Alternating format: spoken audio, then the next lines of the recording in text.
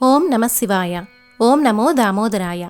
కార్తీక పురాణం 18వ రోజు పారాయణము 18వ అధ్యాయము. అంగీరసుడు చెప్పింది విన్న అద్భుత పురుషుడు కర్మయోగాన్ని గురించి ప్రశ్నించడంతో అంగీరసుడు ఇలా చెబుతున్నాడు. చక్కటి విషయాన్ని అడిగావు, శ్రద్ధగా విను. సుఖదుఖాది ద్వంద్వాలన్నీ దేహానికే గాని దానికి అతీతమైన ఆత్మకు లేవు. ఎవడైతే ఆత్మానాత్మ సంశయగ్రస్తుడో వాడు మాత్రమే కర్మలను చేసి దాని ద్వారా చిత్తశుద్ధిని పొందినవాడై ఆత్మజ్ఞాని కావాలి. దేహాధారి అయినవాడు తన వర్ణాశ్రమ విద్యుక్తాలైన స్నాన శౌచాదిక కర్మలను తప్పనిసరిగా చేసి తీరాలి. స్నానేన రహితం కర్మ హస్తిభుక్త కపిత్తవత్ ప్రాతస్నానం ద్విజాతీనాం శాస్త్రం చ శృతిచోదితం.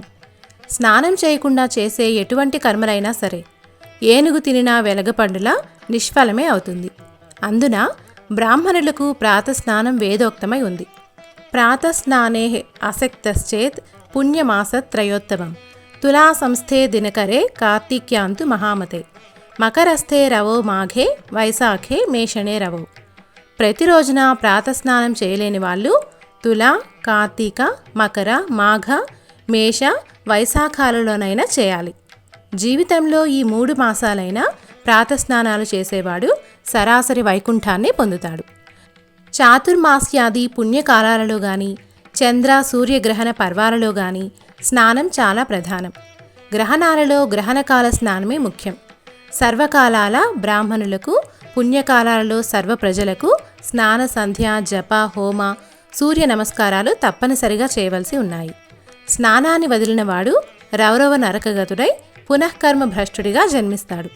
ఓ వివేకవంతుడా, పుణ్యకాలాలన్నింటా సర్వోత్తమమైనది కార్తీక మాసం.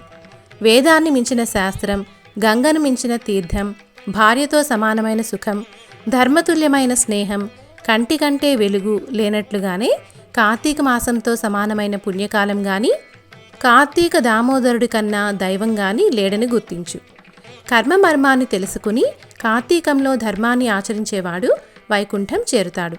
నాయనా, విష్ణువు లక్ష్మీ సమేతుడై ఆషాఢ శుక్ల దశమ్యాంతంలో పాలసముద్రాన్ని చేరి నిద్రాంశతో శయనిస్తాడు. పునః హరిబోధిని అనబడే కార్తీక శుక్ల ద్వాదశి నాడు నిద్రలేస్తాడు. ఈ నడుమ 4 మాసాలనే చాతుర్మాస్య వ్రతం అంటారు. విష్ణువుకు నిద్ర సుఖప్రదమైన ఈ 4 నెలలు కూడా ఎవరైతే హరిధ్యానం పూజలు చేస్తుంటారో వాళ్ళ పుణ్యాలు అనంతమై విష్ణులోకాన్ని పొందుతారు. ఈ విషయమై ఒక పురాణ రహస్యాన్ని చెబుతాను విను.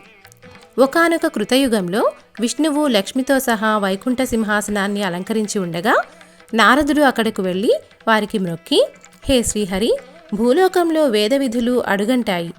జ్ఞానులు సైతం గ్రామ్య సుఖాలకు లోనైపోతున్నారు. ప్రజలంతా వికర్ములై ఉన్నారు.